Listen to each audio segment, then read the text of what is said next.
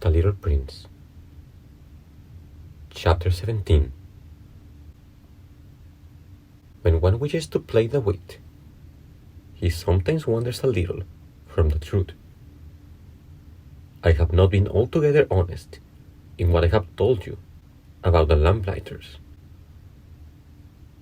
and I realize that I run the risk of giving a false idea of our planet to those who do not know of it. Men occupy a very small place upon the earth. If the 2 billion inhabitants who people its surface were all to stand upright and somewhat crowded together, as they do for some big public assembly, they could easily be put into one public square 20 miles long and 20 miles wide. All humanity could be piled up on a small Pacific islet. The grown-ups, to be sure, will not believe you when you tell them that. They imagine that they fill a great deal of space. They fancy themselves as important as the baobabs. You should advise them, then, to make their own calculations. They adore figures, and that will please them. But do not waste your time on this extra task. It is unnecessary. You have, I know, confidence in me. When the little prince arrived on the earth, he was very much surprised not to see any people.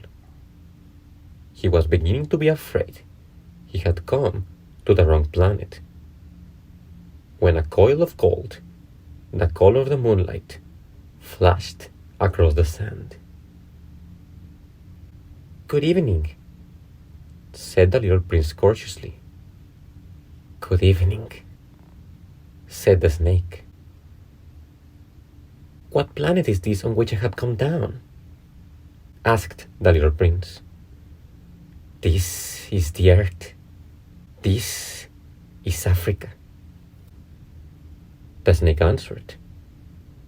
"Ah, then there are no people on the earth?" "This is the desert.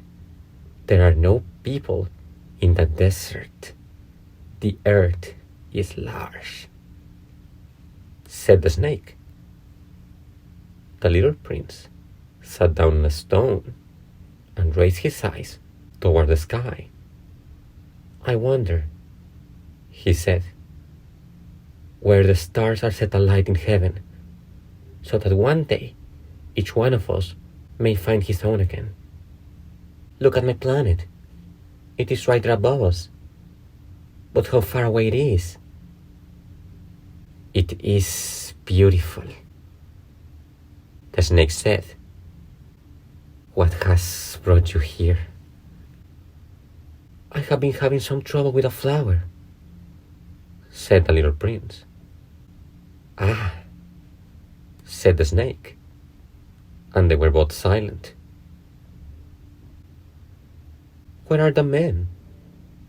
The little prince at last took up the conversation again.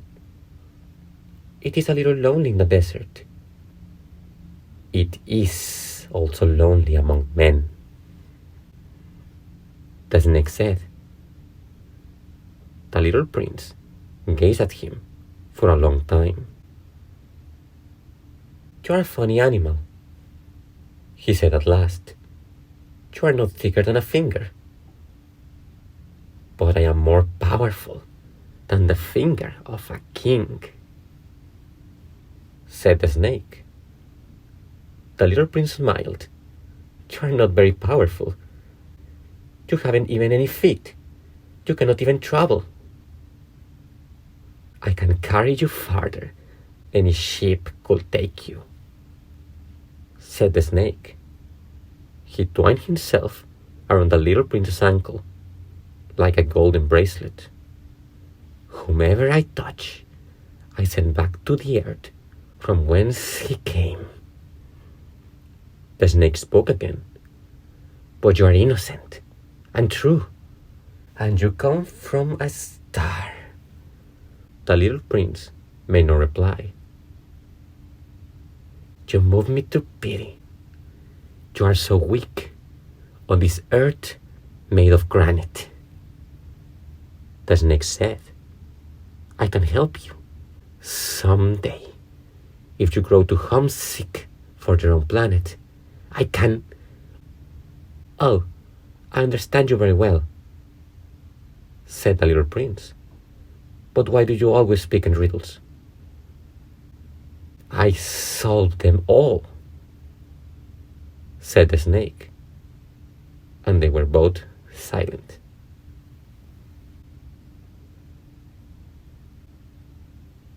Thanks for listening.